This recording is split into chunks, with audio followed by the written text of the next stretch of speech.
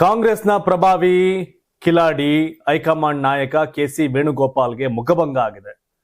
ಕೇರಳ ಕಾಂಗ್ರೆಸ್ ಅಲ್ಲಿ ಮುಖ್ಯಮಂತ್ರಿ ಆಗ್ಬೇಕು ಅಂತ ಹೊರಟಿದ್ರು. ಆದ್ರೆ ವಿ.ಡಿ. ಸತೀಶನ್ ಮುಖ್ಯಮಂತ್ರಿಯಾಗಿ ಆಯ್ಕೆಯಾಗಿದ್ದಾರೆ. ಹೈಕಮಾಂಡ್ ಆಯ್ಕೆ ಮಾಡಿದೆ. ಮತ್ತೊಂದು ಕಡೆ ನಮ್ಮ ರೆಬಲ್ ಸ್ಟಾರ್ ರಾಜಣ್ಣ, ಮಧುಗಿರಿಯ ಶಾಸಕರು, ಮಾಜಿ ಮಂತ್ರಿ, ಅವ್ರು ಬಾಯಿ ಬಿಟ್ರೆ ಒಂದಷ್ಟು ರೆಬೆಲ್ ಮಾತುಗಳು ಇರ್ತವೆ. ಅವರು ಕಾಂಗ್ರೆಸ್ ನಾಯಕರು. ಈ ಹಿಂದೆ ಕಾಂಗ್ರೆಸ್ ವಿರುದ್ಧವಾಗಿ ಮಾತಾಡಿ ಮಂತ್ರಿಗಿರಿ ಕಳ್ಕೊಂಡ್ರು. ಈಗ ನರೇಂದ್ರ ಮೋದಿ ಪ್ರಭಾವಿ ನಾಯಕ, ನಂಬರ್ 1 ನಾಯಕ ಅಂತ ಹೇಳೋದ್ರ ಮೂಲಕ ಮತ್ತೊಂದು ಮಗನೊಂದು ಸಮಸ್ಯೆಗೆ ಸಿಲ್ಕಿದ್ರ ಅಂತ ಅನ್ಸುತ್ತೆ. ಬಟ್ ಅವ್ರು ಯಾವುದಕ್ಕೂ ತಲೆ ಕೆಡಿಸ್ಕೊಳ್ಳಲ್ಲ ರಾಜಣ್ಣ.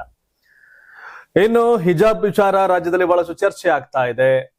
ಇದೆಲ್ಲದರ ನಡುವೆ ಕರ್ನಾಟಕದಲ್ಲಿ ನಾಳೆಗೆ ಡಿ.ಸಿ.ಎಂ ಡಿ.ಕೆ. ಶಿವಕುಮಾರ್ ಅವ್ರ ಬರ್ಡೇಗೆ ಹೈಕಮಾಂಡ್ ಗಿಫ್ಟ್ ಕೊಡುತ್ತೆ, ಸಿಎಂ ಆಗ್ತಾರೆ ಅಂತೆಲ್ಲ ಇತ್ತು. ಬಟ್ ಏನೂ ಆಗಲಿಲ್ಲ. ಹಾಗಾಗಿ ಡಿ.ಕೆ. ಶಿವಕುಮಾರ್ ಮುಂದೇನ್ ಮಾಡ್ತಾರೆ, ಏನ್ ಕತೆ, ಸಮಾಚಾರ, ಎಲ್ಲದರ ವಿಷಯಗಳನ್ನ ಇವತ್ತಿನ ಪ್ರೈಮ್ ಟೈಮ್ ನ್ಯೂಸ್ ಅಲ್ಲಿ ಸಂಪೂರ್ಣವಾಗಿ ತಿಳ್ಕೊಳ್ಳೋಣ. ಎಲ್ಲರೂ ಕೂಡ ಈ ನ್ಯೂಸ್ ಅನ್ನ ಕಡೆವರೆಗೂ ನೋಡಿ. ಎಲ್ರಿಗೂ ಸ್ವಾಗತ. ಅದಕ್ಕಿಂತ ಮುಂಚಿತವಾಗಿ ಈಗಲೇ ಈ ವಿಡಿಯೋಗೆ ಹೋಗಿ ಲೈಕ್ ಮಾಡಿ ಮತ್ತೆ ಶೇರ್ ಮಾಡಿ. ನಮ್ಮ ಕರ್ನಾಟಕ ಟಿವಿಯನ್ನ ಸಬ್ಸ್ಕ್ರೈಬ್ ಆಗಿ. ಇನ್ನೊಂದು ಅಪೀಲ್, ಹಿಜಾಬ್ ಹಾಕ್ಲಿಕ್ಕೆ ಅವಕಾಶ ಕೊಟ್ಟಿರ್ತಕ್ಕಂಥ ರಾಜ್ಯ ಸರ್ಕಾರದ ನಿರ್ಧಾರ ಸರಿಯೇ ತಪ್ಪೆ? ನಿಮ್ಮ ಅಭಿಪ್ರಾಯವನ್ನ ಕಾಮೆಂಟ್ ಮಾಡಬಹುದು, ಸರಿ ಅಥವಾ ತಪ್ಪು ಅಂತ. ಹಾಗೆ ನರೇಂದ್ರ ಮೋದಿ ಪ್ರಭಾವಿ ನಾಯಕರ ನಮ್ಮ ದೇಶಕ್ಕೆ, ಕಾಂಗ್ರೆಸ್ ನಾಯಕ ರಾಜಣ್ಣ ಹೇಳಿರುವಂತ ಮಾತು ಸರಿನಾ, ಏನ್ ಕತೆ, ಅದ್ರ ಬಗ್ಗೆನೂ ನೀವು ಕಾಮೆಂಟ್ ಮಾಡಬಹುದು. ಮೊದಲಿನ ಸುದ್ದಿಯನ್ನ ನೋಡುವಂತ ಸಮಯ ಈಗ. ಎಲ್ರಿಗೂ ಮತ್ತೊಮ್ಮೆ ಸ್ವಾಗತ. ರಾಜ್ಯ ರಾಜಕಾರಣದಲ್ಲಿ ಈಗ ಮತ್ತೊಂದು ಸಂಚಲನ ಸೃಷ್ಟಿಯಾಗಿದೆ. ಸದಾ ನೇರ ನಡೆಯ ಮಾತುಗಳಿಗೆ ಹೆಸರಾದ ನೇರ ದಿಟ್ಟ ನಿರಂತರ ನಾಯಕ ಮಾಜಿ ಸಚಿವ ಕೆ.ಎನ್. ರಾಜಣ್ಣ ಅವರು ಇಂದು ಪ್ರಧಾನಿ ನರೇಂದ್ರ ಮೋದಿ ಅವರ ಬಗ್ಗೆ ನೀಡಿರ್ತಕ್ಕಂಥ ಒಂದು ಹೇಳಿಕೆ ಸ್ವಪಕ್ಷದವರಿಗೆ, ಅಂದ್ರೆ ಕಾಂಗ್ರೆಸ್ನವರಿಗೆ ಶಾಕ್ ಕೊಡ್ತಾ ಇದೆ. ಏನಂತ ಹೇಳೋರೆ, ಇಂದಿರಾ ಗಾಂಧಿ ಅವರ ನಂತರ ದೇಶದಲ್ಲಿ ಯಾರಾದ್ರೂ ಮಾಸ್ ಲೀಡರು ಅಂತ ಇದ್ರೆ ಅದು ನರೇಂದ್ರ ಮೋದಿ ಮಾತ್ರ ಅಂತ ರಾಜಣ್ಣ ಹೇಳಿದ್ದಾರೆ. ಮಧುಗಿರಿಯಲ್ಲಿ ಸುದ್ದಿಗಾರರೊಂದಿಗೆ ಮಾತನಾಡಿದಂತ ಕೆ.ಎನ್. ರಾಜಣ್ಣ ಅವರು, ದೇಶದಲ್ಲಿ ಇಂದಿರಾ ಗಾಂಧಿ ಅವರ ನಂತರ ಜನರನ್ನ ಆಕರ್ಷಿಸುವ ಮತ್ತು ಮಾಸ್ ಲೀಡರ್ ಎಂಬ ಇಮೇಜ್ ಹೊಂದಿರತಕ್ಕಂಥ ನಾಯಕ ಅಂದ್ರೆ ಅದು ನರೇಂದ್ರ ಮೋದಿ ಮಾತ್ರ ಅಂತ ರಾಜಣ್ಣ ಬಣ್ಣಿಸಿದ್ದಾರೆ. ನಾನು ಹೀಗೆ ಹೇಳೋದನ್ನ ಕೇಳಿದ್ರೆ ನಮ್ಮ ಪಕ್ಷದ ಕೆಲವರ ಕಣ್ಣು ಕೆಂಪಗಾಗಬಹುದು. ಅದಕ್ಕೆ ನಾನು ತಲೆ ಕೆಡಿಸಿಕೊಳ್ಳಲ್ಲ. ನಾನೇನ್ ಮೋದಿ ಅವರನ್ನ ಹೊಗಳ್ತಾ ಇಲ್ಲ ಅಥವಾ ಅವರ ಪಕ್ಷ ಸೇರ್ತಾ ಇಲ್ಲ, ಆದ್ರೆ ಇರುವ ವಾಸ್ತವಾಂಶವನ್ನೇ ಹೇಳ್ತಿದ್ದೇನೆ ಅಂತ ಹೇಳಿದ್ರು. ಇದೇ ವೇಳೆ ಕರ್ನಾಟಕದ ಕಾಂಗ್ರೆಸ್ ಸರ್ಕಾರದ ಆಂತರಿಕ ವಿಚಾರಗಳ ಬಗ್ಗೆ ಇತ್ತೀಚೆಗೆ ಪ್ರಧಾನಿ ಮೋದಿ ನೀಡಿದ ಟೀಕೆಗಳಿಗೆ ರಾಜಣ್ಣ ತಿರುಗೇಟು ಕೊಟ್ರು. ರಾಜ್ಯದಲ್ಲಿ ಮುಖ್ಯಮಂತ್ರಿ ಕುರ್ಚಿ ಅಲುಗಾಡ್ತಿದೆ ಎಂಬ ಮೋದಿ ಅವರ ಹೇಳಿಕೆಗೆ ಕೆಂಡಾಮಂಡಲವಾಗಿರುವ ಅವರು, ನಮ್ಮ ಪಕ್ಷದ ಆಂತರಿಕ ವಿಚಾರಗಳ ಬಗ್ಗೆ ಮಾತನಾಡಲು ಪ್ರಧಾನಿ ಯಾರು ಅಂತ ಪ್ರಶ್ನೆ ಮಾಡಿದ್ದಾರೆ. ಕರ್ನಾಟಕದಲ್ಲಿ ಸಿಎಂ ಕುರ್ಚಿ ಅಲುಗಾಡ್ತಿದೆಯೋ ಇಲ್ಲವೋ ಅದು ನಮ್ಮ ಪಕ್ಷದ ವಿಚಾರ. ಹೈಕಮಾಂಡ್ ಮತ್ತು ಶಾಸಕರನ್ನ ನೋಡ್ಕೊಳ್ತಾರೆ. ನಮ್ಮ ಮನೆಯ ವಿಚಾರದಲ್ಲಿ ಮೂಗು ತೂರಿಸಲು ಮೋದಿ ಅವರಿಗೆ ಏನ್ ಅಧಿಕಾರ ಇದೆ? ಸಿಎಂ ಸ್ಥಾನಕ್ಕೂ ಮೋದಿ ಅವ್ರಿಗೂ ಏನ್ ಸಂಬಂಧ ಅಂತ ರಾಜಣ್ಣ ಪ್ರಶ್ನೆ ಮಾಡಿದ್ರು. ಒಳ್ಳೆ ಕತೆ ಆಯ್ತಲ್ಲ. ಮೋದಿ ಅವರು ಪ್ರಭಾವಿ ನಾಯಕ ಇಂದಿರಾ ಗಾಂಧಿ ನಂತರ ಅಂತ ಹೊಗಳೋಗ್ಬಿಟ್ರು. ಅಲ್ಲಿ ಬಿಜೆಪಿ ಅವ್ರು ಖುಷಿ, ಕಾಂಗ್ರೆಸ್ ಅವ್ರು ಕಸಿವಿಸಿ, ಮತ್ತೆ ಸಿಎಂ ಕುರ್ಚಿ ಅಳ್ಳಾಡ್ತಿದೆ ಅಂತ ಮೋದಿ ಅವರು ಹೇಳಿದ್ರ ಬಗ್ಗೆ ಹೇಳ್ತಾ ಅವ್ರು ಯಾರು ಮಾತಾಡಕ್ಕೆ ಅಂತಂದ್ರು. ಮತ್ತೆಗೇನ್ ಕಾಂಗ್ರೆಸ್ ಅವ್ರ ಖುಷಿ, ಬಿಜೆಪಿ ಅವ್ರು ಕಸಿವಿಸಿ. ರಾಜಣ್ಣ ಅವ್ರ ಸ್ಟ್ರೆಂತೇ ಇದು. ಅನ್ಸದ್ನ, ತನಗೆ ಇಷ್ಟ ಬಂದಿದ್ನ ಬಹಿರಂಗವಾಗಿ ಮಾತನಾಡುವಂತ ಗುಂಡಿಗೆ ಇರೋ ಲೀಡರ್ ರಾಜಣ್ಣ. ಹಂಗ್ ಮಾತಾಡೇ ಮಂತ್ರಿಗಿರಿ ಕಳ್ಕೊಂಡ್ರು. Don't care culture Rajanna. But Rajanna ಹೇಳಿಕೆ ಹೌದು. ಈಗ ನಿಮ್ಗೆ ಇನ್ನೊಂದು ಗೊಂದಲ ಇರುತ್ತೆ. ಆಗ್ಲೇ ಕೇಳಿದ ಪ್ರಶ್ನೆ, ನರೇಂದ್ರ ಮೋದಿ ನಿಜವಾಗ್ಲೂ ಪ್ರಭಾವಿ ನಾಯಕರ ರಾಜಣ್ಣ ಹೇಳೋ ರೀತಿ? ನಿಮ್ಮ ಒಪಿನಿಯನ್ ತಿಳಿಸ್ಬೋದು ಕಾಮೆಂಟ್ ಮಾಡಂಗೆ. ಇನ್ನು ಕೇರಳ ಕತೆ. ಈಗ ಏನ್ ಕೇರಳದಲ್ಲಿ MLA ನಿಂತಿಲ್ಲ, MP ಅವರು. ಅದೇ ವಿ.ಡಿ. ಸತೀಶನ್, ರಮೇಶ್ ನಿತ್ತಲ್ ಮಣ್ಣು ಹೊತ್ತಿರೋ ಗೆಲ್ಸಕ್ ಪಾರ್ಟಿನ ಅಲ್ಲಿ. ಆದ್ರೆ ಕೆ.ಸಿ. ವೇಣುಗೋಪಾಲ್ ಬೆಣ್ಣೆ ತಿಂದಷ್ಟೇ ಸುಲಭವಾಗಿ ಸಿಎಂ ಆಗ್ಬಿಡೋಣ ಅಂತ ಅನ್ಕೊಂಡಿದ್ರು. ಅದಾಗ್ಲಿಲ್ಲ. ಹೌದು, ಕಾಂಗ್ರೆಸ್ ನಾಯಕ ಮತ್ತು ಕೇರಳದ ವಿರೋಧ ಪಕ್ಷದ ನಾಯಕ ವಿ.ಡಿ. ಸತೀಶನ್ ಕೇರಳದ ನೂತನ ಮುಖ್ಯಮಂತ್ರಿಯಾಗಿ ಆಯ್ಕೆಯಾಗಿದ್ದಾರೆ. ಕೇರಳದ ಉಸ್ತುವಾರಿ ಹೊತ್ತಿರ್ತಕ್ಕಂಥ ದೀಪ್ದಾಸ್ ಮುನ್ಷಿ ಅವರು ರಾಜ್ಯದ ನೂತನ ಸಿಎಂ ಹೆಸರನ್ನ ಘೋಷಣೆ ಮಾಡಿದ್ದಾರೆ. 5 ರಾಜ್ಯಗಳ ವಿಧಾನಸಭೆ ಫಲಿತಾಂಶ ಬಂದು 11 ದಿನ ಆಯ್ತು. ಕಾಂಗ್ರೆಸ್ ಹೈಕಮಾಂಡ್ ಈ ಆಯ್ಕೆಯನ್ನ ಘೋಷಿಸಿದೆ. ಇದೀಗ ಆ ಮೂಲಕ ಸಿಎಂ ಸ್ಥಾನದ ಮೇಲೆ ಕಣ್ಣಿಟ್ಟು ಹೈಕಮಾಂಡ್ ಮೇಲೆ ಪ್ರಭಾವ ಬೀರಿದ್ದ ರಮೇಶ್ ಚೆನ್ನಿತ್ತಲ ಮತ್ತು ಕೆ.ಸಿ. ವೇಣುಗೋಪಾಲ್ಗೆ ತೀವ್ರ ನಿರಾಸೆ ಉಂಟಾಗಿದೆ. 61 ವರ್ಷದ ವಿ.ಡಿ. ಸತೀಶನ್ ಅವರು ವಿರೋಧ ಪಕ್ಷದ ನಾಯಕರಾಗಿರೋದನ್ನ ಬಿಟ್ರೆ UDF ಸರ್ಕಾರದಲ್ಲಿ ಯಾವುದೇ ಹುದ್ದೆಯನ್ನ ಹೊಂದದ ಮುಖ್ಯಮಂತ್ರಿಯಾಗಿ ಅಧಿಕಾರ ವಹಿಸಿಕೊಳ್ತಿರ್ತಾರೆ ಅನ್ನೋದು ಗಮನಾರ್ಹ. ಅಂದ್ರೆ ಏನೂ ಆಗಿರ್ಲಿಲ್ಲ ಅವರು. 2001ರಿಂದ MLA, ಬಟ್ ಈಗ ಮುಖ್ಯಮಂತ್ರಿ ಆಗ್ತಾ ಇದ್ದಾರೆ. ಗುಡ್. ಎರ್ನಾಕುಲಂನ ಮರಡು ಪುರಸಭೆಯ ನೆಟ್ಟೂರ್ನಲ್ಲಿ ವಡಸೇರಿ ದಾಮೋದರ ಮೆನನ್ ಮತ್ತು ವಿಲಾಸಿನಿ ದಂಪತಿಗೆ ಜನಿಸಿದ ವಿ.ಡಿ. ಸತೀಶನ್ ತಮ್ಮ ಪ್ರಾಥಮಿಕ ಶಿಕ್ಷಣವನ್ನ ನೆಟ್ಟೂರು ಎಸ್.ವಿ. UP ಶಾಲೆಯಲ್ಲಿ ಮತ್ತು ಪ್ರೌಢಶಾಲಾ ಶಿಕ್ಷಣವನ್ನ ಪಣಂಗಾಡ್ ಪ್ರೌಢಶಾಲೆಯಲ್ಲಿ ಪೂರೈಸಿದ್ರು. ಕಾನೂನು ಪದವೀಧರರು ಆಗಿರ್ತಕ್ಕಂಥ ವಿ.ಡಿ. ಸತೀಶನ್ ವಿದ್ಯಾರ್ಥಿ ಚಳುವಳಿಯ ಮೂಲಕ ರಾಜಕೀಯ ಪ್ರವೇಶ ಮಾಡಿದ್ರು. ತೇವರ ಸೆಕ್ರೆಡ್ ಹಾರ್ಟ್ ಕಾಲೇಜಿನ ಆರ್ಟ್ಸ್ ಕ್ಲಬ್ನ ಕಾರ್ಯದರ್ಶಿಯಾಗಿದ್ದ ಅವರು MG ಮತ್ತು ಕೇರಳ ಯೂನಿವರ್ಸಿಟಿಯಲ್ಲಿ ಯೂನಿಯನ್ ಕೌನ್ಸಿಲರ್ ಆಗಿದ್ರು ಮತ್ತು 1986-87ರ ಅವಧಿಯಲ್ಲಿ MG ವಿಶ್ವವಿದ್ಯಾಲಯದ ಒಕ್ಕೂಟದ ಅಧ್ಯಕ್ಷರಾಗಿದ್ರು. ನಂತರ NSUI ಸಮಿತಿಯ ಕಾರ್ಯದರ್ಶಿ ಹುದ್ದೆಯನ್ನು ಸಹ ಅಲಂಕರಿಸಿದ್ರು. ಕಾಂಗ್ರೆಸ್ ಪಾರ್ಟಿ ಕೆಲಸ ಮಾಡಿದ್ದಾರೆ ಮೊದಲಿಂದ. ಇನ್ನೊಂದೇನು, ಕೇರಳದಲ್ಲಿ ಯಾರಾಗ್ತಾರೆ ಮುಖ್ಯಮಂತ್ರಿ ಅನ್ನೋ ದಿನಗಟ್ಟಲೆ ಎಷ್ಟು ದಿನ ಕಾಯ್ದು ನಡೆದ ಹಗ್ಗಜಗ್ಗಾಟಕ್ಕೆ ಕೊನೆಗೂ ತೆರೆ ಬಿದ್ದೈತೆ. ಆದ್ರೆ ಈ ಆಯ್ಕೆಯ ಹಿಂದೆ ದೆಹಲಿ ಮಟ್ಟದಲ್ಲಿ ನಡೆದಿರೋ ರಾಜಕೀಯ ಲೆಕ್ಕಾಚಾರ ಮಾತ್ರ ಸಾಮಾನ್ಯವಾದದ್ದಲ್ಲ. ವಿ.ಡಿ. ಸತೀಶನ್ ಕೇರಳದ ನೂತನ ಸಾರಥಿಯಾಗಿ ಆಯ್ಕೆಯಾಗಿದ್ದಾರೆ. ಆದ್ರೆ ಸಿಎಂ ರೇಸ್ ನಲ್ಲಿ ಮುಂಚೂಣಿಯಲ್ಲಿದ್ದ ಪ್ರಭಾವಿ ನಾಯಕ KC ವೇಣುಗೋಪಾಲ್ ಸದ್ದಿಲ್ಲದೆ ಹಿಂದೆ ಸರಿದಿದ್ದೇಕೆ ಅನ್ನೋ ಪ್ರಶ್ನೆ ಮೂಡಿದೆ. ಕೇರಳ ಕಾಂಗ್ರೆಸ್ ನಲ್ಲಿ KC ವೇಣುಗೋಪಾಲ್, ವಿ.ಡಿ. ಸತೀಶನ್ ಮತ್ತು ರಮೇಶ್ ಚೆನ್ನಿತ್ತಾಲ ನಡುವೆ ಸಿಎಂ ಪಟ್ಟಕ್ಕಾಗಿ ಭಾರಿ ಪೈಪೋಟಿ ನಡೆದಿತ್ತು. ಆದ್ರೆ ಅಂತಿಮವಾಗಿ ಅದೃಷ್ಟ ವಿ.ಡಿ. ಸತೀಶನ್ ಅವರಿಗೆ ಒಲಿದಿದೆ. ಸತೀಶನ್ ಪರವಾಗಿ ವ್ಯಕ್ತವಾದ ಸಾರ್ವಜನಿಕ ಬೆಂಬಲ ಮತ್ತು ಮುಸ್ಲಿಂ ಲೀಗ್ ನಂತಹ ಮಿತ್ರ ಪಕ್ಷಗಳ ಸಪೋರ್ಟ್ ಈ ಆಯ್ಕೆಯಲ್ಲಿ ಪ್ರಮುಖ ಪಾತ್ರ ವಹಿಸಿದೆ. ಆದ್ರೆ ಇಲ್ಲಿ ಅಚ್ಚರಿಯ ವಿಚಾರ ಅಂದ್ರೆ ಸಿಎಂ ಸ್ಥಾನದ ಪ್ರಬಲ ಆಕಾಂಕ್ಷಿಯಾಗಿದ್ದ KC ವೇಣುಗೋಪಾಲ್ ಅವರು ಹೈಕಮಾಂಡ್ ನಿರ್ಧಾರವನ್ನ ಪೂರ್ಣ ಹೃದಯದಿಂದ ಸ್ವಾಗತ ಮಾಡಿದ್ದಾರೆ. ಈ ತ್ಯಾಗದ ಹಿಂದೆ ಒಂದು ದೊಡ್ಡ ರಾಜಕೀಯ ಭರವಸೆ ಅಡಗಿದೆ ಎನ್ನಲಾಗ್ತಾ ಇದೆ. ಸದ್ಯ ಮಲ್ಲಿಕಾರ್ಜುನ್ ಖರ್ಗೆ ಅವರು AICC ಅಧ್ಯಕ್ಷರಾಗಿ ಕಾರ್ಯನಿರ್ವಹಣೆ ಮಾಡ್ತಾ ಇದ್ದಾರೆ. ಅವರ ಅವಧಿ ಮುಗಿದ ನಂತರ ಅಖಿಲ ಭಾರತ ಕಾಂಗ್ರೆಸ್ ಸಮಿತಿಯ ಅಂದ್ರೆ AICC ಅಧ್ಯಕ್ಷ ಪಟ್ಟವನ್ನ KC ವೇಣುಗೋಪಾಲ್ ಅವರಿಗೆ ನೀಡಲು ಹೈಕಮಾಂಡ್ ಚಿಂತನೆ ನಡೆಸಿದೆ ಎಂಬ ಮಾಹಿತಿ ಲಭ್ಯವಾಗಿದೆ. 1 ವರ್ಷದ ಬಳಿಕ KC ವೇಣುಗೋಪಾಲ್ ಪಕ್ಷದ ಸರ್ವೋಚ್ಚ ಪೀಠವನ್ನು ಅಲಂಕರಿಸುವ ಭರವಸೆಯನ್ನ ಗಾಂಧಿ ಕುಟುಂಬ ಕೊಟ್ಟಿದೆಯಂತೆ. ಈ ಕಾರಣದಿಂದಲೇ ಅವರು ಕೇರಳ ಮುಖ್ಯಮಂತ್ರಿ ಸ್ಥಾನದ ರೇಸ್ನಿಂದ ಹಿಂದೆ ಸರಿದು ರಾಷ್ಟ್ರ ರಾಜಕಾರಣದಲ್ಲಿ ಮುಂದುವರಿಯಲು ನಿರ್ಧಾರ ಮಾಡಿದ್ದಾರಂತೆ. DK ಶಿವಕುಮಾರ್ಗೂ ಹಿಂಗೆ ಹೇಳಿದ್ರಂತೆ. 2.5 ವರ್ಷ ಆದ್ಮೇಲೆ ಕೊಡ್ತೀವಿ ಅಂತ ಹೇಳಿದ್ರಂತೆ. ಆಮೇಲೆ ಕೈ ಕೊಟ್ರಂತೆ. ಈಗ 3 ವರ್ಷ ಆಯ್ತಂತೆ. ಈಗ ಕೊಡ್ತಾರಂತೆ. ಕಾಂಗ್ರೆಸ್ನಲ್ಲಿ ಹಣೆ ಬರ ಇದೆಯಲ್ಲ, ಸೋನಿಯಾ ಗಾಂಧಿ, ಪ್ರಿಯಾಂಕಾ ಗಾಂಧಿ, ರಾಹುಲ್ ಗಾಂಧಿ ಹೊರತುಪಡಿಸಿ ಎಲ್ಲರಿಗೂ ಕೂಡ ಬೆಣ್ಣೆ ಹಚ್ಚ ಕಾರ್ಯಕ್ರಮಗಳೇ. KC ವೇಣುಗೋಪಾಲ್ ಮುಖ್ಯಮಂತ್ರಿ ಗಾದಿ ಮಿಸ್ ಆಯ್ತು. ಈಗ AICC ಅಧ್ಯಕ್ಷರಾಗ್ಬಿಡ್ತಾರೆ. AICC ಅಧ್ಯಕ್ಷರು ಇನ್ನೊಂದು ವರ್ಷ ಆಯ್ತಲ್ಲ ಕತೆ. ಇವರೇ ತಾನೇ ಎಲ್ಲರಿಗೂ ಚಳ್ಳೆ ಹಣ್ಣು ತಿನ್ಸಾರದು ಕರ್ನಾಟಕದಲ್ಲಿ. DK ಶಿವಕುಮಾರ್ಗೆ ಇಷ್ಟೆಲ್ಲ ಹಿನ್ನಡೆ ಆಗ ಕಾರಣ ಈ KC ವೇಣುಗೋಪಾಲ್. DK ಶಿವಕುಮಾರ್ ಇವತ್ತಿನವರೆಗೂ ಮುಖ್ಯಮಂತ್ರಿ ಆಗ್ಲಿಲ್ಲ. 6 ತಿಂಗಳಾಯ್ತು. ಸಿದ್ದರಾಮಯ್ಯ 2 ವರ್ಷ ಆಗಿ ಆ ತಡಕ್ಕೆ ಕಾರಣ KC ವೇಣುಗೋಪಾಲ್. ಕೇರಳದ KC ವೇಣುಗೋಪಾಲ್ ಇವತ್ತು ಮುಖ್ಯಮಂತ್ರಿ ಆಗಿಲ್ಲ. ತಾನು ಮಾಡಿದ್ದು ವಾಪಸ್ ತನ್ಗೆ ಹೊಡೆಯುತ್ತೆ ಅಂದ್ರೆ ಪಾಲಿಟಿಕ್ಸ್ ಅಲ್ಲಿ ಇದೆ ಅಂತ ಅನ್ಸುತ್ತೆ.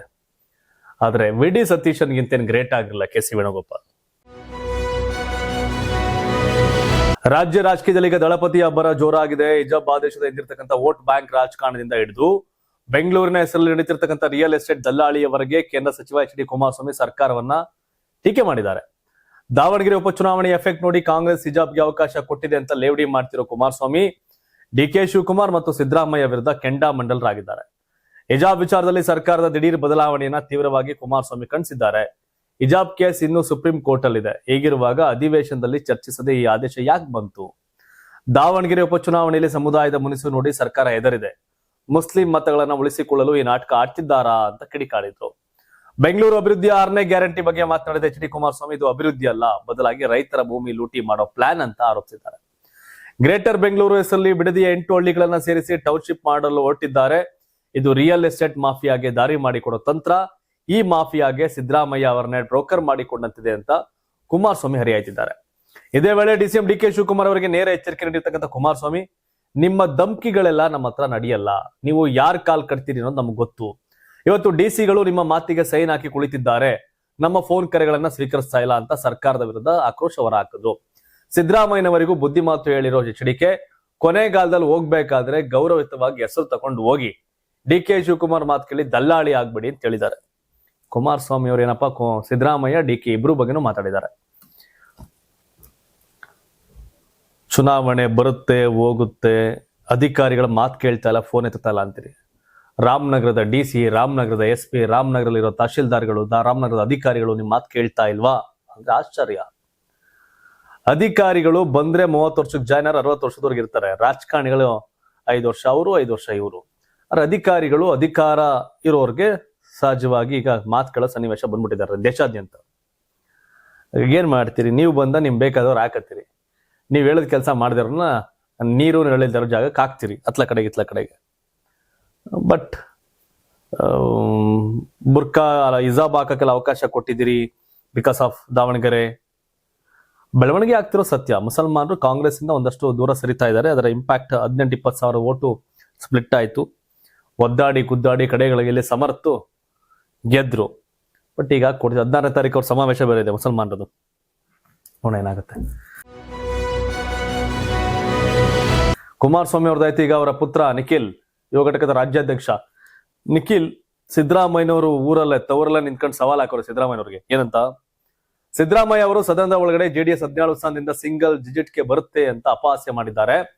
ವರುಣಾದಲ್ಲೇ ಈ ಸವಾಲನ್ನು ಸ್ವೀಕರಿಸ್ತೇನೆ ಅಂತ JDS ಯುವ ಘಟಕದ ರಾಜ್ಯಾಧ್ಯಕ್ಷ ನಿಖಿಲ್ ಕುಮಾರಸ್ವಾಮಿ ಮುಖ್ಯಮಂತ್ರಿ ಸಿದ್ದರಾಮಯ್ಯ ವಿರುದ್ಧ ನೇರ ಸವಾಲು ಹಾಕಿದ್ರು. ವರುಣಾ ಕ್ಷೇತ್ರದ ಮೆಲ್ಲಹಳ್ಳಿಯಲ್ಲಿ ನಡೆದ ಜನರೊಂದಿಗೆ ಜನತಾದಳ ಸಮಾರಂಭದಲ್ಲಿ ಮಾತನಾಡಿದಂತ ಅವರು 2004ರಲ್ಲಿ JDS 58 ಸ್ಥಾನ ಪಡೆದಿತ್ತು. ಅದಕ್ಕಿಂತ 1 ಸ್ಥಾನ ಹೆಚ್ಚಾಗಿ ಪಡೆದು 2028ಕ್ಕೆ NDA ಸರ್ಕಾರ ರಚನೆ ಮಾಡುತ್ತೇವೆ ಅಂತ ತಿರುಗೇಟು ಕೊಟ್ಟರು. ಅಹಿಂದ ನಾಯಕ ಅಂತ ಹೇಳುವವರು ನಿಮ್ಮನ್ನ ಚಾಂಪಿಯನ್ ಮಾಡಿದ್ದು ಯಾರು ಅನ್ನೋದನ್ನ ಮರ್ತಿದ್ದೀರಾ ಅಂತ ನಿಖಿಲ್ ಕುಮಾರಸ್ವಾಮಿ ಪ್ರಶ್ನೆ ಮಾಡಿದ್ರು. ಇಂದು ದಾಖಲೆ ಬಜೆಟ್ ಮಂಡಿಸಿದ್ದೇನೆ ಅಂತ ಬೆನ್ನು ತಟ್ಟಿ ಕೊಳ್ತಿದ್ದಾರಾ ಅಂತ ವಾಗ್ದಾಳಿ ನಡೆಸಿದ್ರು.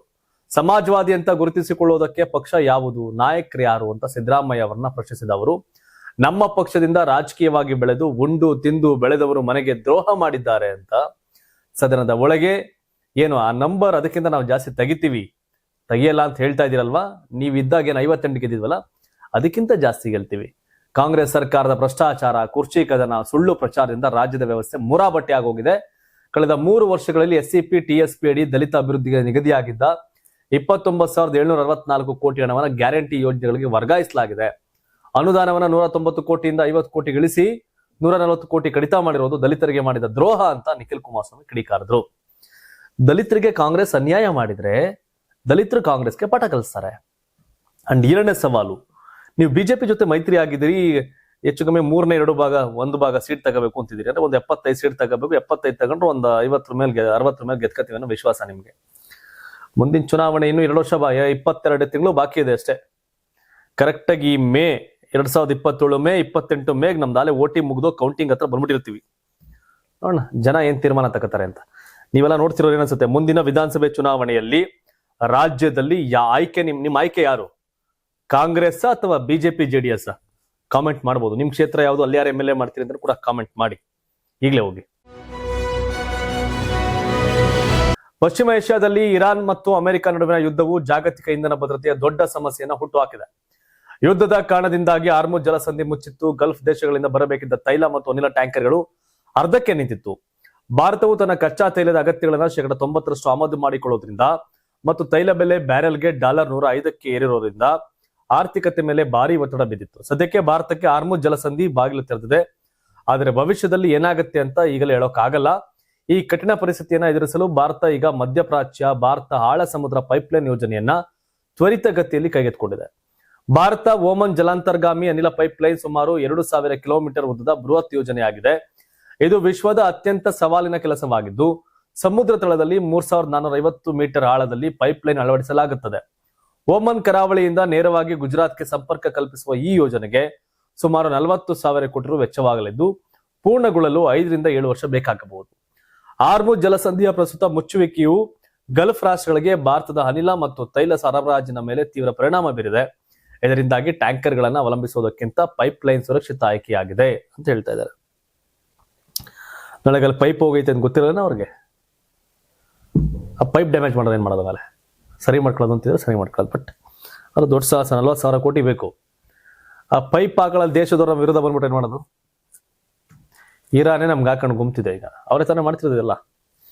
ಬಟ್ ನರೇಂದ್ರ ಮೋದಿ ಕರೆ ಕೊಟ್ರು, ಜಾಸ್ತಿ ವೆಹಿಕಲ್ ಬಳಸಬೇಡಿ, ವಿದೇಶಕ್ಕೆ ಹೋಗ್ಬೇಡಿ, ಚಿನ್ನ ಖರೀದಿ ಮಾಡಬೇಡಿ, ವರ್ಕ್ ಫ್ರಮ್ ಹೋಮ್ ಮಾಡಿ ಅಂತ.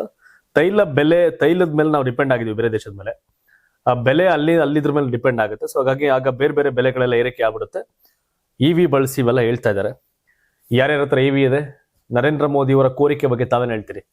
ಕಮೆಂಟ್ ಮಾಡಿ. ಮುಂದಿನ ಸುದ್ದಿಗೆ ಹೋಗೋಣ. ರಾಜ್ಯದಲ್ಲಿ ಶಾಂತವಾಗಿದ್ದ ಸಮವಸ್ತ್ರ ವಿವಾದಕ್ಕೆ ಸರ್ಕಾರವೇ ಮತ್ತೆ ಬೆಂಕಿ ಹಚ್ಚಿದಂತಿದೆ ಅಂತ ಕೆಲವರು ಹೇಳ್ತಾ ಇದ್ದಾರೆ, ವಿಪಕ್ಷದವರು.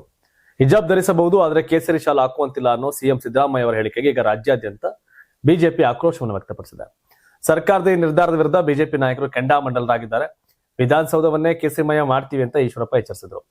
ಇದು ಮುಸ್ಲಿಮರ ಓಲೈಕೆ ಸರ್ಕಾರ ಅಂತ ಅಶೋಕ್ ವಾಗ್ದಾಳಿ ನಡೆಸಿದ್ದಾರೆ. ಮೈಸೂರಿನಲ್ಲಿ ಮಾತನಾಡಿದ CM ಸಿದ್ದರಾಮಯ್ಯ ಶಾಲಾ ಕಾಲೇಜುಗಳಲ್ಲಿ ಹಿಜಾಬ್ ಧರಿಸಲು ಯಾವುದೇ ಅಭ್ಯಂತರವಿಲ್ಲ ಅಂತ ಸಮರ್ಥಿಸಿಕೊಂಡಿದ್ದಾರೆ. ಜನಿವಾರ, ರುದ್ರಾಕ್ಷಿ, ಹಿಜಾಬ್ ಇವೆಲ್ಲವೂ ಧಾರ್ಮಿಕ ನಂಬಿಕೆಗಳು, ಅವುಗಳಿಗೆ ಅವಕಾಶ ಇದೆ. ಆದರೆ ಕೇಸರಿ ಶಾಲು ಧರಿಸಿ ಬರೋದಕ್ಕೆ ಅವಕಾಶ ಇಲ್ಲ ಅಂತ ಸ್ಪಷ್ಟಪಡಿಸಿದ್ದಾರೆ. ಸರ್ಕಾರದ ಈ ದಿಢೀರ್ ಬದಲಾವಣೆ ಮತ್ತು ರಾಜ್ಯ ರಾಜಕೀಯದಲ್ಲಿ ಸಂಚಲನ ಮೂಡಿಸಿದೆ. ಸಿಎಂ ಹೇಳಿಕೆಗೆ ತಿರುಗೇಟು ನೀಡಿರ್ತಕ್ಕಂಥ ವಿರೋಧ ಪಕ್ಷದ ನಾಯಕ ಆರ್ ಅಶೋಕ್, ಸಿದ್ದರಾಮಯ್ಯ ಅವರಿಗೆ ಜನಿವಾರ, ಬೊಟ್ಟು ಕಂಡ್ರೆ ಆಗಲ್ಲ, ಆದ್ರೆ ಮುಲ್ಲಾಗಳ ಮೇಲೆ ಬಹಳ ಪ್ರೀತಿ ಅಂತ ಲೇವಡಿ ಮಾಡಿದ್ದಾರೆ. 2022ರಲ್ಲಿ ಬಿಜೆಪಿ ಸರ್ಕಾರ ತಂದಿದ್ದ ಸಮವಸ್ತ್ರ ನೀತಿಯನ್ನು ಹೈಕೋರ್ಟ್ ಎತ್ತಿ ಹಿಡಿದಿತ್ತು. ಆದರೂ ಈಗ ಮುಸ್ಲಿಂ ಮತ ಬ್ಯಾಂಕ್ ಆಗಿ ಸಿದ್ದರಾಮಯ್ಯ ಕೋರ್ಟ್ ಆದೇಶವನ್ನೇ ಗಾಳಿ ತೂರಿದ್ದಾರೆ ಅಂತ ಅಶೋಕ್ ಕಿಡಿಕಾರಿದ್ದಾರೆ. ಇನ್ನೊಂದೆಡೆ ಮಾಜಿ ಡಿಸಿಎಂ ಕೆಎಸ್ ಈಶ್ವರಪ್ಪ ಸರ್ಕಾರದ ವಿರುದ್ಧ ಉಗ್ರ ಹೋರಾಟದ ಮುನ್ಸೂಚನೆ ಕೊಟ್ಟಿದ್ದಾರೆ. ಹಿಜಾಬ್ಗೆ ಅವಕಾಶ ನೀಡಿದರೆ ರಾಜ್ಯದ ಶೈಕ್ಷಣಿಕ ಸಂಸ್ಥೆಗಳು ಮಾತ್ರವಲ್ಲ, ಕರ್ನಾಟಕದ ವಿಧಾನಮಂಡಲ ಕೂಡ ಕೇಸರಿಮಯವಾಗಲಿದೆ ಅಂತ ಗುಡುಗಿದ್ದಾರೆ. ಏನ್ ಕೇಸರಿಮಯ ಮಾಡ್ತಿರೋ ಬಿಡ್ತಿರೋ, ನೀವು ಅಧಿಕಾರದಲ್ಲಿದ್ದಾಗ ಕರೆಕ್ಟ್ ಆಗಿದ್ದಾರೆ, ಇವ್ರು ಯಾಕೆ ಬರೋರು? ಯಡಿಯೂರಪ್ಪ ಅಂತೆ, ಬೊಮ್ಮಾಯಿ ಅಂತೆ, ನಿಮ್ಮ ಕೋವಿಡ್ ಹಗರಣ ಅಂತ ಇವೆಲ್ಲ ಮಾಡ್ಲಾಗ್ತಾನೆ ಇವ್ರ ಅಧಿಕಾರಕ್ಕೆ ಬಂದಿದ್ದು. ಬರೀ ಹಿಜಾಬು, ಕೇಸರಿ ಶಾಲೆ ಇವೇ ಗುದ್ದಾಡಿ ಬೇಕಾಗಿರೋದೇನು? ಬದುಕಕ್ಕೆ ಏನ್ ಬೇಕು, ನ್ಯಾಯವಾಗಿ ಬದುಕಕ್ಕೆ ಏನ್ ಬೇಕು, ಬೇಸಿಕ್ ನೀಡ್ಸ್ ಏನ್ ಬೇಕು, ಅದ್ರ ಬಗ್ಗೆ ಯಾರೋ ಹೋರಾಟ ಮಾಡ್ತಿದ್ದೀರಾ? ಬರೀ ಇವು ಕಿತ್ತಾಡ್ಕಂಡೆ ಬೇರೆ ಬೇರೆಲ್ಲ ಮುಚ್ಚಾಕೋದು. ರಾಜ್ಯದ ಶಾಲೆಗಳಲ್ಲಿ ಧಾರ್ಮಿಕ ಸಮಾನತೆ ಮತ್ತು ಸಮವಸ್ತ್ರ ಸಮಿತಿಯ ಕುರಿತು ಶಾಸಕ ಬಸನಗೌಡ ಪಾಟೀಲ್ ಯತ್ನಾಳ್ ನೀಡಿರ್ತಕ್ಕಂಥ ಹೇಳಿಕೆ ಮತ್ತೆ ಚರ್ಚೆಗೆ ಗ್ರಾಸ ಆಗಿದೆ. ಶೈಕ್ಷಣಿಕ ಸಂಸ್ಥೆಗಳಲ್ಲಿ ಮುಸ್ಲಿಂ ವಿದ್ಯಾರ್ಥಿಗಳಿಗೆ ಹಿಜಾಬ್ ಧರಿಸೋಕೆ ಅವಕಾಶ ನೀಡೋದಾದ್ರೆ ಹಿಂದೂ ವಿದ್ಯಾರ್ಥಿಗಳಿಗೂ ಕೇಸರಿ ಶಾಲು ಧರಿಸಲು ಮುಕ್ತವಾಗಿ ಅವಕಾಶ ನೀಡಬೇಕು ಅಂತ ಅವರು ಸರ್ಕಾರವನ್ನು ಒತ್ತಾಯಿಸಿದರು. ಈ ಕುರಿತು ಮಾತನಾಡಿರ್ತಕ್ಕಂಥವರು, ಶಿಕ್ಷಣ ಕ್ಷೇತ್ರದಲ್ಲಿ ತಾರತಮ್ಯ ಇರಬಾರದು. ಒಂದು ಸಮುದಾಯಕ್ಕೆ ಅವರ ಧಾರ್ಮಿಕ ಸಂಕೇತಗಳನ್ನು ಬಳಸಲು ಅನುಮತಿ ನೀಡಿದರೆ ಹಿಂದೂಗಳಿಗೂ ಅವರ ಸಂಸ್ಕೃತಿಯ ಭಾಗವಾದ ಕೇಸರಿ ಶಾಲು ಧರಿಸಲು ಸಮಾನ ಹಕ್ಕಿದೆ. ನಿಯಮಗಳು ಎಲ್ರಿಗೂ ಒಂದೇ ಆಗಿರಬೇಕು, ಎಲ್ರಿಗೂ ಅವರವರ ನಂಬಿಕೆಯಂತೆ ನಡೆಯಲು ಅವಕಾಶ ನೀಡಬೇಕು ಅಂತ ಖಡಕ್ ನಿಲುವನ್ನು ವ್ಯಕ್ತಪಡಿಸಿದರು. ಪಶ್ಚಿಮ ಬಂಗಾಳ, ಅಸ್ಸಾಂನಲ್ಲಿ ಆದ ಹಿಂದೂ ಮತಗಳ ಕ್ರೋಢೀಕರಣದಿಂದ ಕಾಂಗ್ರೆಸ್ ಪಕ್ಷಗಳ ದುರಿಣ್ಯರ ನಿದ್ದೆಗೆಡಿಸಿದೆ. ಶಾಲಾ ಮೂಲ ಸೌಕರ್ಯ, ಶಿಕ್ಷಣ ಗುಣಮಟ್ಟ, ಶಿಕ್ಷಕರ ನೇಮಕಾತಿ, ಸಕಾಲದಲ್ಲಿ ಶೂ, ಸಾಕ್ಸ್, ಪಠ್ಯ ಪುಸ್ತಕ ವಿತರಿಸಬೇಕಾಗಿದ್ದ ಸರ್ಕಾರ ತನ್ನ ಆದ್ಯತೆಗಳನ್ನು ಬದಿಗಿಟ್ಟು ಹಿಜಾಬ್ ಧರಿಸುವುದಕ್ಕೆ ಅನುಮತಿ ನೀಡಿರುವುದು ಇವರ ಕುರ್ಚಿಯ ಕಾಲುಗಳು ನಡುಗುತ್ತಿವೆ ಎಂಬುದಕ್ಕೆ ಸಾಕ್ಷಿ. ಕಾಂಗ್ರೆಸ್ ಸರ್ಕಾರದ ಹಿಂದೂ ವಿರೋಧಿ ನೀತಿಗೆ ಯುವ ಮತದಾರರ ಬುದ್ಧಿ ಕಲಿಸುವುದು ನಿಶ್ಚಿತ ಅಂತ ಯತ್ನಾಳ್ ಹೇಳಿದ್ದಾರೆ. ಈ ಹಿಂದೆ ಕರ್ನಾಟಕದಲ್ಲಿ ದೊಡ್ಡ ಮಟ್ಟದ ವಿವಾದ ಸೃಷ್ಟಿಸಿದ್ದ ಹಿಜಾಬ್ ಮತ್ತು ಕೇಸರಿ ಸಾಲಿನ ಸಂಘರ್ಷದ ಹಿನ್ನೆಲೆಯಲ್ಲಿ ಯತ್ನಾಳ್ ಅವರ ಈ ಹೇಳಿಕೆ ಮಹತ್ವ ಪಡೆದುಕೊಂಡಿದೆ.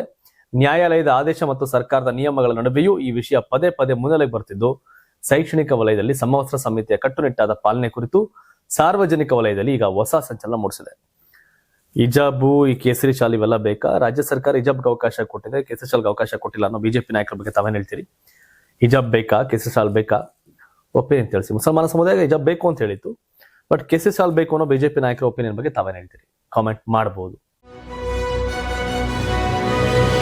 ಮತದಾರರ ಪಟ್ಟಿಯಲ್ಲಿ ಅಕ್ರಮಗಳನ್ನು ತಡೆಯಲು ಮತ್ತು ಹೊಸ ಮತದಾರರನ್ನ ಸೇರಿಸಲು ಭಾರತ ಚುನಾವಣಾ ಆಯೋಗ ಈಗ ಬೃಹತ್ ಕಾರ್ಯಾಚರಣೆಗೆ ಮುಂದಾಗಿದೆ. ಕರ್ನಾಟಕ ಸೇರಿದಂತೆ ದೇಶದ 16 ರಾಜ್ಯಗಳಲ್ಲಿ ಎಸ್ಐಆರ್ ಪ್ರಕ್ರಿಯೆ ಆರಂಭವಾಗ್ತಿದೆ.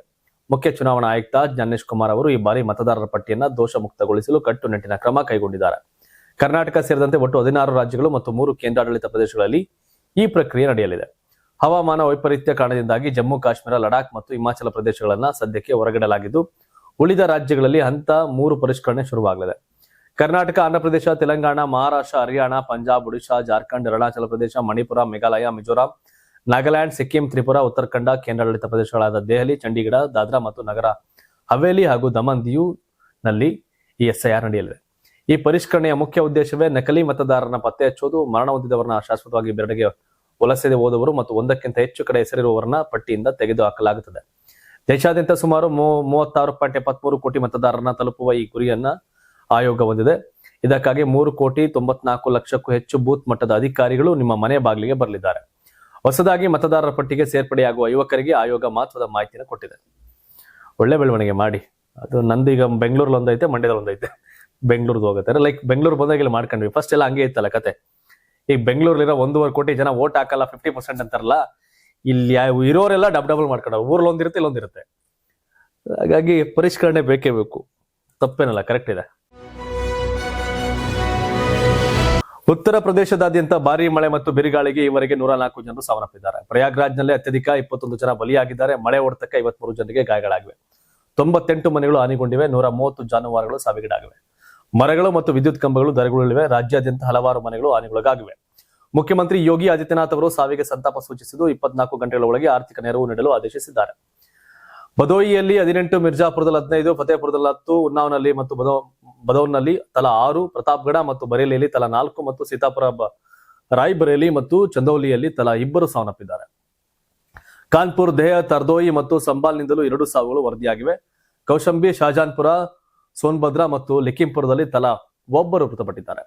ನಿನ್ನೆ ಸಂಜೆ ಹಠಾತ್ತನೆ ಹವಾಮಾನ ಬದಲಾಯಿತು. ಉತ್ತರ ಪ್ರದೇಶದ ದೊಡ್ಡ ಭಾಗಗಳಲ್ಲಿ ಧೂಳಿನ ಮೋಡಗಳು ಆವರಿಸಿದ್ವು. ತೀವ್ರ ಬಿರುಗಾಳಿಯು ಹೋರ್ಡಿಂಗ್ಗಳು ಮತ್ತು ಟಿನ್ ಶೆಡ್ಗಳನ್ನ ನೆಲಸಮ ಮಾಡಿತ್ತು. ಮರಗಳು ಬುಡಮೇಲಾದ ಕಾರಣ ಅನೇಕರು ಮರಗಳು ಮತ್ತು ಫ್ಲೈಓವರ್ಗಳ ಕೆಳಗೆ ಆಶ್ರಯ ಪಡೆಯಬೇಕಾಯಿತು. ಹಲವಾರು ರಸ್ತೆಗಳು ಮುಚ್ಚಿ ಹೋಗಿದ್ವು. ಮರಗಳು ಉರುಳು ಬಿದ್ದ ಕಾರಣ ವಾಹನಗಳು ಜಖಂಗೊಂಡು ಬಿರುಗಾಳಿಯಲ್ಲಿ ಅನೇಕ ಮನೆಗಳು ಸಹ ಹಾನಿಗೊಳಗಾಗಿವೆ. ಈ ಸಾವು ನೋವು ಎಲ್ಲರೂ ಕೂಡ ಕಂಗೆಡಿಸಿದೆ. ಯಾಕಂದ್ರೆ ದಿಢೀರ್ ಬಂದಂತ ಈ ವಾತಾವರಣ, ಮಳೆ, ಆ ದೃಶ್ಯಗಳನ್ನ ನೋಡ್ತಾ ಇದ್ರೆ ಏನಪ್ಪಾ ಇದು ಯಾವ್ದೋ ಸಿನಿಮಾ ನೋಡ್ದಂಗೆ ಆಗುತ್ತೆ. ಎಲ್ಲ ಹಾರ್ಕೊಂಡು ಹೋಗ್ತಾವ್ರ ಒಂದಷ್ಟು ಜನ. ಹೋರ್ಡಿಂಗ್ಸ್ ಇಂದ ಒಬ್ಬರ ಬೀಳ್ತಾ ಇದ್ದಾನೆ, ನೋಡ್ತೀನಿ ಕಾರ್ ಮೇಲೆ ಮರ ಬೀಳುತ್ತೆ.